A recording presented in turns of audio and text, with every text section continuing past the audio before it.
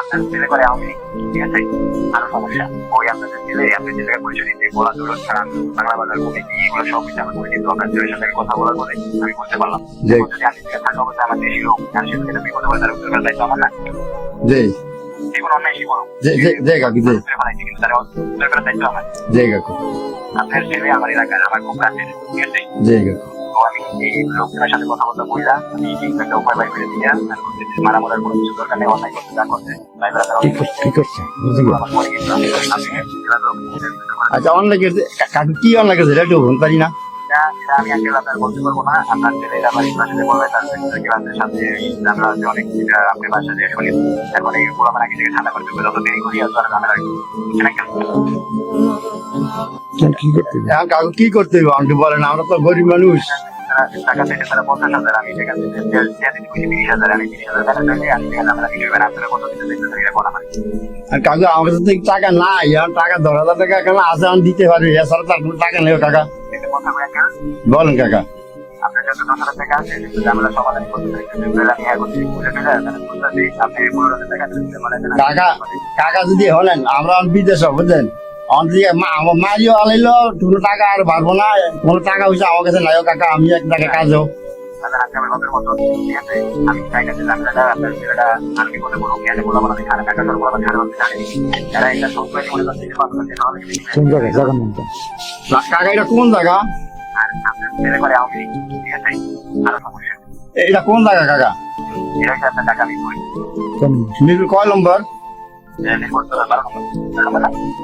আপনার ছেলে করে আওয়ামী লীগ আরো সমস্যা এখন যদি আরো আওয়ামী করে কি আওয়ামী লীগ আরো বেশি বলে কিন্তু চেষ্টা হবে কাকু আর টাকা নাই, আমি যদি ভালো টাকা কোনো রকম মিল করিও কাম করেছে আবার সারি দিতে পারেন না, ঠিক দেন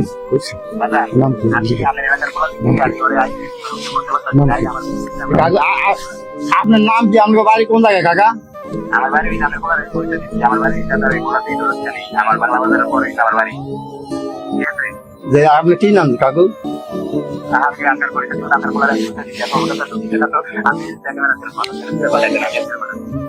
টাকা কাকু এই 10,000 রুপিয়া আমার কাছে টাকা নাই কাকু, এলাম আপনার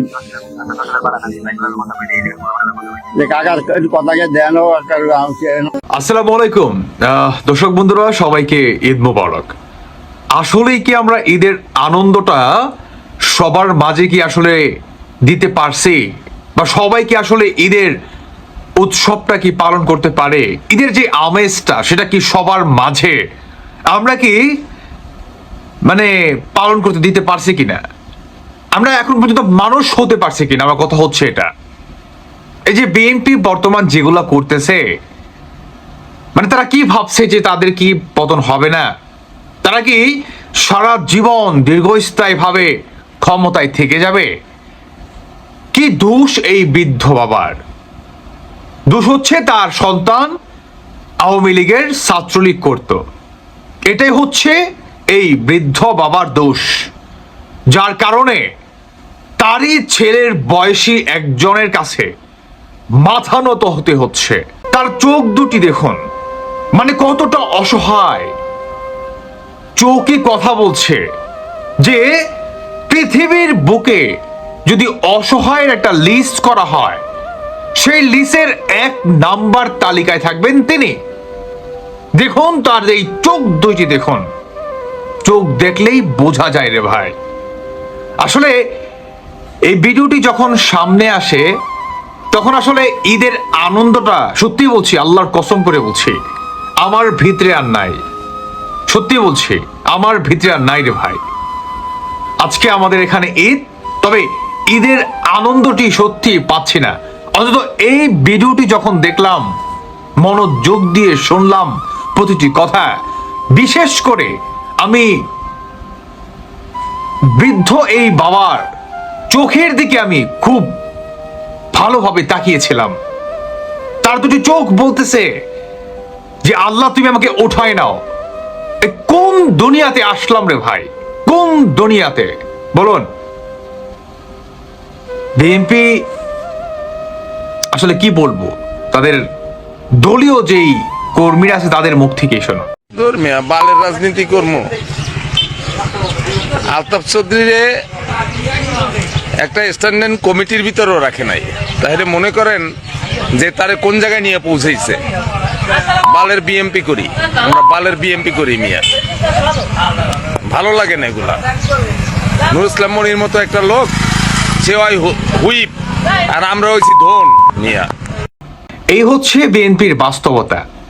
বিএনপি তারা টাকার কাছে বিক্রি হয়ে যায়। বিএনপির আমলে শুনেছি যে ইভেন দেখেছি পর্যন্ত ডাকাতি, চুরি, ছিনতাই এগুলো নাকি অনেক বেশি হতো।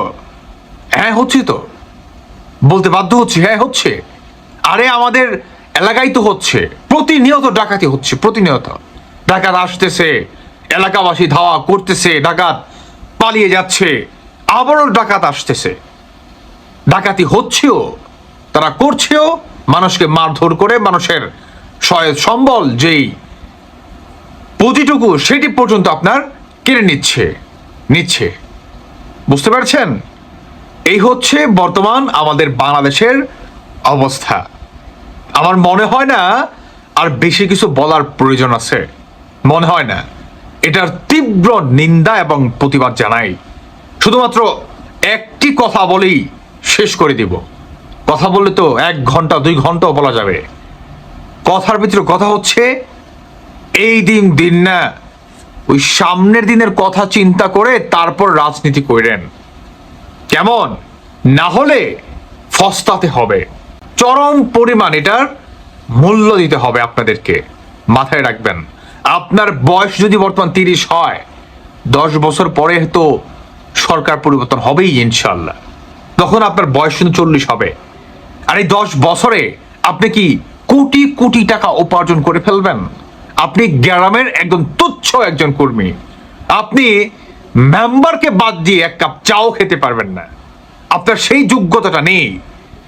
যদি থাকে, মেম্বারকে নিয়েই আপনাকে খেতে হবে, মানে বলছি আর কি, ভাগ দিয়ে খেতে হবে। আপনি একা হজম করতে পারবেন না। কাজেই আপনি কি পরিমাণ এই রাজনীতি করে পদ পদবি নিয়ে সম্পদ অর্জন করতে পারবেন সেটা তো বোঝাই যায়। শত্রুতা না বাড়িয়ে ওই সামনের দিনের কথা চিন্তা করে অন্তত ভালো কিছু করার চিন্তা করুন। না হলে আওয়ামী লীগ তো বেঁচে আছে, কথা বলছি, আমরা কথা বলছি, আওয়ামী লীগ কামব্যাক করতেছে ইনশাল্লাহ, আরো দ্রুত করবে। আপনাদের কি হবে শুধুমাত্র আল্লাহই কিন্তু ভালো জানে। শুধু এতটুকুই বললাম। দর্শক বন্ধুরা, আপনারা কি মনে করছেন? বাকিটা আপনাদের ব্যক্তিগত মতামত অবশ্যই জানিয়ে যাবেন। ভালো থাকুন সবাই। আল্লাহ হাফিজ, আসসালামু আলাইকুম।